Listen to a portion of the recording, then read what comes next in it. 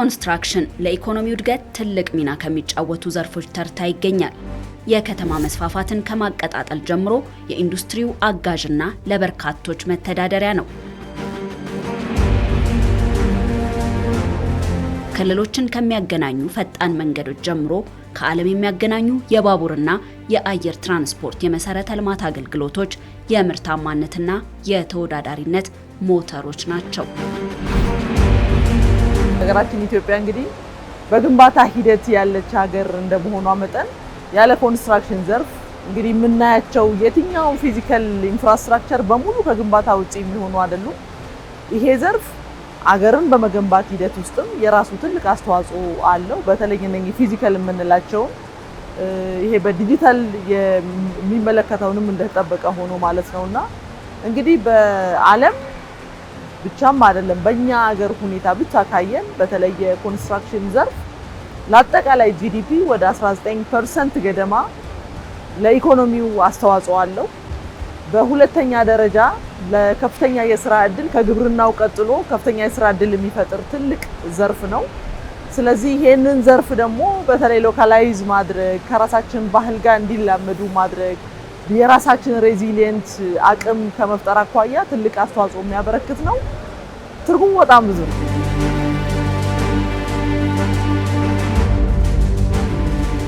ከ20 ዓመታት በላይ በኮንስትራክሽን ዘርፉ ላይ የተሰማሩት አቶ አለማየሁ ከተማ የኮንስትራክሽን ዘርፉ ሀገሪቱን የለወጠና በዘርፉ ለተሰማሩት አካላትም የስራ ዕድልን ያመጣ ነው። የጥቅም ሰንሰለቱ ረጅም መሆኑም የተጠቃሚውን አካላት መሰረት ያሰፋ ነው ይላሉ። ሀገሪቱን የለወጠው ኮንስትራክሽን ነው። የምታዩት አሁን አዲስ አበባ ከመለወጡ የተነሳ የአፍሪካ መሪዎች ሀገሪቱን መጥተው አይተው የኢትዮጵያ ኮንትራክተሮች ናቸው ጥሩ የሚሰሩ ብሎ ለእኛም የስራ ዕድል ተከፍቶልናል። አሁን በዚህ ክቡር ጠቅላይ ሚኒስትሩ በሰሩት ኮሪደር መንገዶች ልማት አይቶ ተጋብዘን ሁሉ ሄደን አሁን ነጎሼት እያደረግን ያለው ፕሮጀክቶች አሉ። ከሀገር ውጭ ገበያ ስቧል ማለት ነው። ይሄ የተሰራ ኮንስትራክሽን ማለት አገር የሚቀይር ነው። ስራ ማለት ደግሞ ሰርተሽ የምታሳዩ ነው። ኮንስትራክሽን መሰራት አለበት። ካልተሰራ አገር አይለወጥም። አገር ሲለወጥ ሁላችን አብረን እንለወጣለን፣ እናድጋለን። ኮንስትራክሽን የስራ ዕድል ይፈጥራል። የስራ ዕድል ፈጠራው ረጅም ነው። በር መስኮት የሚያመርተው ስራ ያገኛል። ሲሚንቶ የሚያመርተው ፋብሪካ ስራ ያገኛል። ድንጋይ ፈይቶ የሚሸጠው ስራ ያገኛል። ብሎኬት የሚያመርተው ስራ ያገኛል። የሚገነባው ስራ ያገኛል። ቤቱን የሚገዛ ደግሞ ቤቱ ውስጥ ቢዝነስ ሰርቶ ስራ ያገኛል። ተያያዥ ነው። ለሀገር እድገትና ልማት ኮንስትራክሽን ወሳኝ ነው።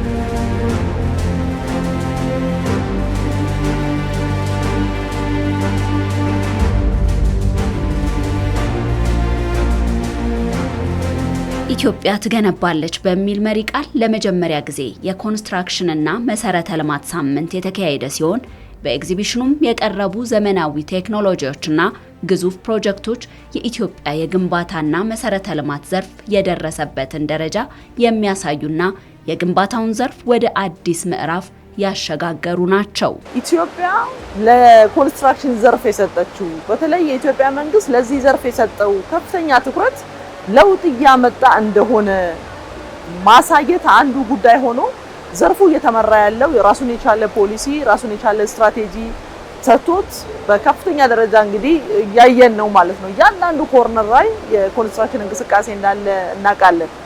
ይሄ አንደኛ አገር እየተገነባ ያለው በዚህ ዘርፍ እንደመሆኑ መጠን ይሄንን ኮሚኒኬት ለማድረግ በተለይ ደግሞ ከውጭ ሀገር ላይ በውጭ ሀገር ጥገኛ የነበረውን የኮንስትራክሽን ግብአት ሎካሊ የማምረት አቅማችን ከጊዜ ወደ ጊዜ እያደገና ይሄን ደግሞ ስትራቴጂክሊ እየመራን እንደሆነ እሱን ኮሚኒኬት የማድረግ አጠቃላይ የመሰረተ ልማት ተቋማት የምንላቸው በአንድ ሴክተር በአንድ ሚኒስቴር መስሪያ ቤት ብቻ የሚሰራ ሳይሆን ከአንድ ሚኒስቴር በላይ የሆኑ የመሰረተ ልማት አቅራቢ ተቋማት ደግሞ በጋራ መጥተው የጋራ ፕላን በጋራ ቅንጅት በጋራ ስራ መስራት እንዳለብንና ይሄን ፕሮግራሙን ስናዘጋጅ በጣም ብዙ በርካታ ሚኒስቴር መስሪያ ቤቶችና ሌሎች ተቋማትን በጋራ በመሆን ነው እየሰራን ያለነው። ድርጅታችን የቼን ኢንጂነሪንግ ፒኤልሲ ይባላል። ሜንሊ የሚሰራው በኤሌቬተር እና ኤስኬሌተር ላይ ነው። የተለያዩ የመንግስት ፕሮጀክቶች እና የግል ፕሮጀክቶች ላይ እየገባን ስለሆነ እነዚህ ሰዎች ደግሞ የሚመጡበት ወደ የአንድ ማዕከል ስለሆነ እነዚህን በቀላሉ ማግኘት እንችላለን። ድርጅታችንን ማስተዋወቅ እንችላለን። ትልልቅ ለመሰረተ ልማት ከሚሆኑ እስከ አነስተኛ ፓይፖችና ፊቲንጎች ድረስ እዚሁ ኢትዮጵያ ውስጥ በሀገር ልጅ እያመረተ ይገኛል። ይህም መሰረተ ልማት ጥሩ ኳሊቲ ያለው ረጅም ጊዜ የሚቆይ እንዲሆን ቨርጂን የሆኑ ሮ ማቴሪያሎችን እየተጠቀምን ምርቶችን እናመርታለን። የተለያዩ ሪሶርስ ያላቸውም ከኮንስትራክሽን ጋር ተያይዞ ሰፕላይ የሚያደርጉ አሉና እኔም በግሌ ዞር ብዬ ያዩዋቸዋሉ። ከኛም ባለፈና ከነሱ ምን ወስደው የተለያዩ ግብዓቶች አሉ እና ከነሱ ጋር ለመተዋወቅ እንደገና ሁለተኛ ደግሞ እኛ ሞር እንደ በላይነህ ክንዴ ግሩፕ ሰፋ ባለ ደረጃ የሚታወቁ የራሳችን ሌላ እንትኖች አሉ። ግን ከኮንስትራክሽኑም ላይ ጥሩ ፐርፎርማንስ እንዳለን ለማሳወቅና ራሳችንን በሰፊ ሁኔታ ለማስተዋወቅ እድል አግኝተናል ብዬ አስባለሁና ጥሩ ነው ከዚህ አንፃር።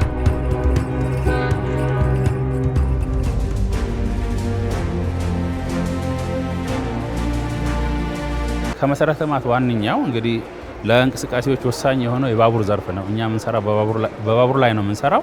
ባቡር እንግዲህ ለአንድ ሀገር ኢኮኖሚ እድገት በጣም ወሳኝ ከሚባሉ ነገሮች አንዱ ነው። በመንገድ የሚጓጓዙ ሀብቶቻችን ያን ያክል በሰፊው በአንድ ጊዜ መሄድ የማይችሉትን በብዛት በአንዴ በገፍ ማመላለስ የሚቻለው በባቡር ነው። ለዚህም የባቡር መሰረተ ልማቶችን እንደ ሀገር በሙሉ መዘርጋት የሚቻልባቸውን መንገዶች ለይተናል።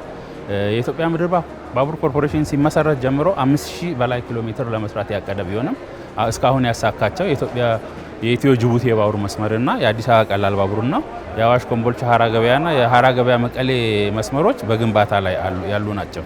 እነኚህን ጨምሮ ሌሎች አሁን መንግስት እየተከተለ ያለውን ፖሊሲ ተከትለን መሰረታዊ የልማት ቦታዎች ኮሪዶሮች የሚባሉት በገፍ ምርት የምናገኝባቸው የማዕድን መሰረተ ልማቶችን ከዚያ የነዳጅን ከዚህ ደግሞ ከፍተኛ የሆነ የአግሪካልቸር ምርት የሚገኝባቸውን ቦታዎች በባቡር መሰረተ የማስተሳሰርን ከዚህም ባለፈ ደግሞ የወደብ አማራጮችን በመመልከት ሰፊ የባቡር መሰረተ ልማቶችን አቅደናል። አሁን ላይ ከዚህ ቀደም የነበረው 5060 ኪሎ ሜትር የታቀደና የጸደቀ ቢሆንም አሁን 7500 ኪሎ ሜትር በላይ እንዲደርስና የሀገሪቱን እድገት የሀገሪቱን አቅም ያለውን 1.1 ሚሊዮን ስኩዌር ኪሎ ሜትር በመሸፈን ሀብቱም የተበታተነ እንደሆነ ሀብቱን ወደ አንድ ማዕከል መሰብሰብ የሚያስችል የተለያዩ የባቡር መስመሮችን አቅደን ለፖሊሲ ተግባሪዎች እያቀረብንበት ያለንበት ወቅት ነው ማለት ነው።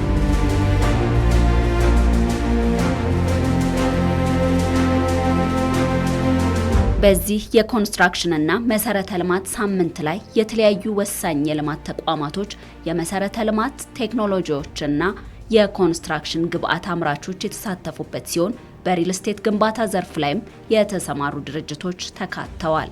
የኮንስትራክሽን ዘርፍ ውጤት የምንለው አንዱ የመኖሪያ ቤት ግንባታ ጋር የሚያያዝ ነው። ይህን የመኖሪያ ቤት እንግዲህ ለማሻሻል በተለይ አሁን በተለያየ ሞዳሊቲ በፊት በመንግስት ብቻ ይቀርቡ የነበሩ የቤት አማራጮች ዛሬ ላይ ሰፋ ብለው የፕራይቬት ሴክተሩም እንደ ትልቅ የኢንቨስትመንት አማራጭ የሚወሰድበትና የመንግስትን ሮል ከሬጉሌሽን አኳያ የሚታየውን የፋይናንስ አቅርቦትና ኢኔብሊንግ ኢንቫይሮንመንትን የመፍጠሩ ጉዳይ እንደተጠበቀ ሆኖ በሌላ መንገድ ራሱን እያቀረበ ግን ደግሞ በስፋት ለፕራይቬት ሴክተሩ ዘርፉ ክፍት የሆነበትን ነው። ቅድም ከኮንስትራክሽን ሴክተር አኳያ ዲጂታላይዜሽን አንዱ የኛ የዚህ የመሰረተ ልማትና ኮንስትራክሽን ሳምንትም አንዱ ኢሹ እሱ ነው ብለን ነው የምናምነው።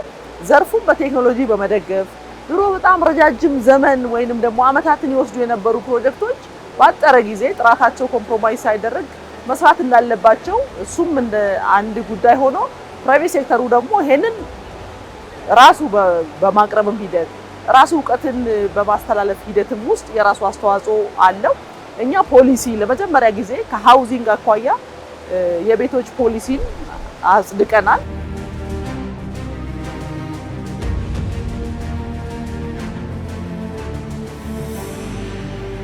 ከተማ እየሰፋ በሄደ ቁጥር ግዴታ መኖሪያ ቤቶች ያስፈልጋሉና ሞር እንግዲህ ከሪል ስቴት ሰርቭ ጋር በተያያዘ ኮንትራክተሮች ወይም ደግሞ ሌሎችም ፓርቲዎች አንድ ላይ በጋራ ሆነው መስራቱ የተሻለ ነው። ስፔሻሊ ከመንግስትም ሌሎችም ሪሶርሱ ካላቸው ሰዎች ጋር በጋራ በመሆን ግንባታውን መስራት ሞር አፎርዴብል የሆነ ነገር ለማግኘት ይቻላል ብዬ አስባለሁ። አሁን ምን አቨሬጅ የሆነውን የሰውን ኢንካም ቤዝድ ያደረገ ግንባታ ቢሆን ሞር ተመራጭ ነው ብዬ አስባለሁ።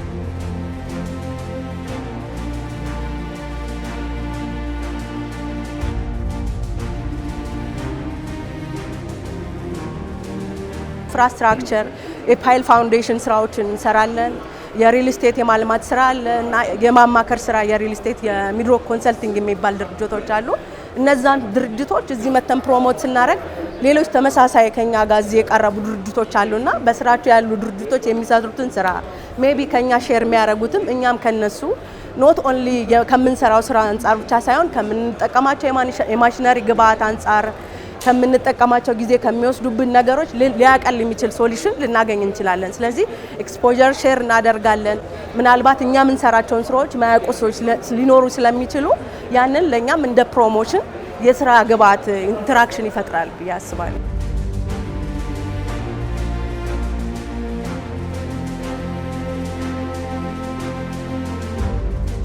ከዚህ የኮንስትራክሽንና መሰረተ ልማት ሳምንት በተጨማሪ በግንቦት ወር በእንግሊዝ የኢትዮጵያ ኤምባሲ ከአጋር ድርጅቶች ጋር በመሆን በዩናይትድ ኪንግደም ለሚኖሩ ኢትዮጵያውያንና ትውልደ ኢትዮጵያውያን በሀገራቸው ቤት የሚገዙበት ሆም ኤክስፖ ያደርጋል።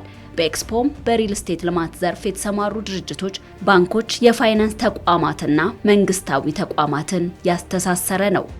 መንግስት የዳያስፖራ ማህበረሰቡ በሀገር ቤት ለሚያደርገው ኢንቨስትመንት ልዩ ትኩረት በመስጠት የዳያስፖራውን ጥቅም ከማስጠበቅ አንጻር አስተዋጽኦ በመስጠት እየሰራ ይገኛል።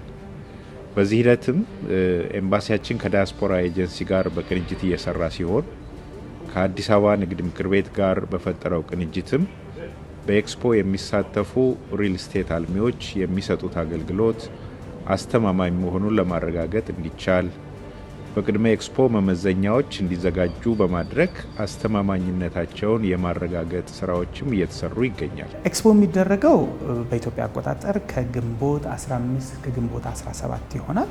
በዩሮፒያን አቆጣጠር ደግሞ ከሜ 23 እስከ ሜ 25 ይሆናል። የሚደረገውም ለንደን ከተማ ላይ ነው። በዚህ ኤክስፖ ላይ ከ1500 እስከ 3000 የሚሆኑ ታዳሚዎች ይኖሩታል ብለን እንገምታለን። ኤክስፖ በባለቤትነት የኢትዮጵያ ኤምባሲ በዩናይትድ ኪንግደም የሚደረግ ሲሆን የኤድማር ቬንቸር ወይም ደግሞ የአስተባባሪነቱን ስራ የሚሰራው እኔ የምመራው ድርጅት የኢቨንቱን ማስተባበር ስራ ነው የሚሰራው። የአዲስ አበባ ቻምበር ኦፍ ኮሜርስ ደግሞ የቅድመ መመዘኛዎቻችን አሁን ያልኩሽ ቅድም እንደነገርኩሽ ከ22 እስከ 24 የሚሆኑ ቅድመ መመዘኛዎች አሉን። 22ቱ ማንዳቶሪ ክራይቴሪያዎች ናቸው። ሁለቱ ደግሞ ኦፕሽናል ክራይቴሪያዎችን ይዘን በነዛ ቅድመ መመዘኛዎች የሪል ስቴት አልሚዎቹን ብቁ ናቸው ወይ ለዳያስፖራው ኢንቨስተሩ ወይም ደግሞ ለዳያስፖራው ገዢዎቻቸው ብቁ ናቸው ወይ ብሎ የሚለውን ስራ ይሰሩልናል።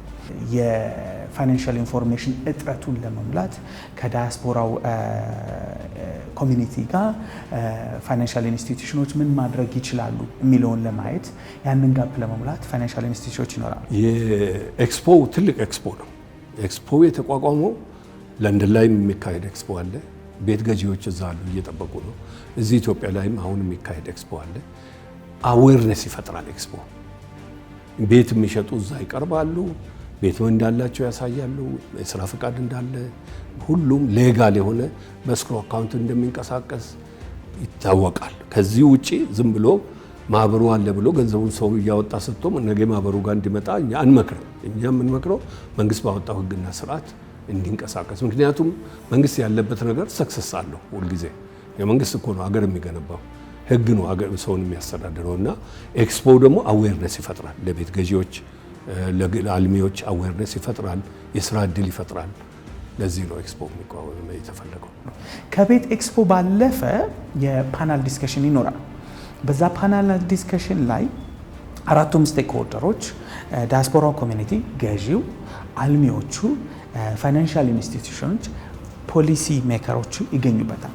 ይህንን ማድረግ ያስፈለገበት ምክንያት ዳያስፖራው ምን ይፈልጋል፣ ኤክስፔክቴሽኑስ ጋር እንዴት ማጣጣም ይችላል፣ ቤቶች አልሚዎችም ደግሞ ዳያስፖራውን በቅርበት አንደርስታንድ ማድረግ የሚችሉበት፣ ፋይናንሻል ኢንስቲትዩሽኖች ሁሉ ምን ላይ ነው ጋፕ ያለው፣ ከፋይናንሻል ኢንስቲትዩሽን ፐርስፔክቲቭ ምን ማድረግ እንችላለን፣ ፖሊሲ ሜከሮችም ደግሞ ጋፑ ምኑ ላይ ነው፣ እንደ አንድ ፖሊሲ ህግ አስፈጻሚዎች ምን ማድረግ እንችላለን፣ ምን ይጠበቅብናል የሚለውን ጋፕ መሙላት እንዲያስችላቸው ታቅዶ የተዘጋጀ። በሪል ስቴት አልሚዎችና በገዢዎች መካከል የሚፈጠረውን ችግር ለመቅረፍ የሪል ስቴት አልሚዎች ማህበር የተቋቋመ ሲሆን ዓላማውም በአልሚዎችና በገዢዎች መካከል የሚፈጠሩ ችግሮችን ለመቅረፍና ተጠያቂነትን ለማስፈን ያሰበ ነው። ጥሩ ነው። ጥሩ የሚሰሩም አሉ። እውነተኛ ሰዎች ለፍተው ጥሩ ግረው የሚሰሩ አሉ። ከመስመር ወጥተው ደግሞ የህዝቡን ሀብት ወዳልሆነ አቅጣጫ የሚያውሉም አሉ፣ ይታያሉ። ይሄ ምን አመጣው ብዬ ነው በግሌ ጥናት ጀምሮ። ኮንትሮል የለውም፣ ተቆጣጣሪ ባለቤት የሌለው ሴክተር ነበረ። አሁን ነው መንግስት በአዋጅ ባለቤት ሆኖ የመጣው እንጂ ባለቤት የለውም። ቤት ትገዣለሽ፣ ገንዘቡን ለኔ ትሰጪኛለሽ፣ እኔ ከፈለኩ ሰርቼ እሰጥሻለሁ፣ ካልፈለኩ ደግሞ ከቻልሽ ፍርድ ቤት ይዤልሻለሁ። ምንም የምታመጪው ነገር የለም። የመጨረሻ ዞሮ ዞሮ ወይ ፍትሐብሔር ይሆናል ወይ የተመላለስሽ ተሰቃይተሽ ታመሽ ተበሳይተሽ ትሞቻለሽ። ይሄ ሁሉ ያጋጠመ ሰው አለና ነገሩ ትክክል አይደለም የሚል ብዙ ጊዜ ስትራግል አደረግን። አሶሲዬሽን እንዲቋቋምና ነገሮች ወደ ትክክለኛው መስመር እንዲመጡ ብዙ ታግለን አሁን ማህበሩ ተቋቋመ።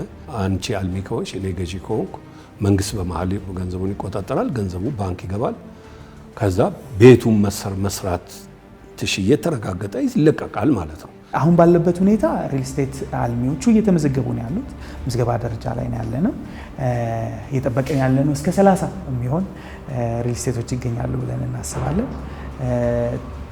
በክራይቴሪያው በቅድመ መዘኛው ያለፉት ሪል ስቴቶችን ለዳያስፖራው ኮሚኒቲ ይዘን እንቀርባለን ማለት ነው። አሁን ባለንበት ሁኔታ ሁሉም የሪል ስቴት አልሚዎች እንዲሳተፉ እየጋበዝን ያለ ነው።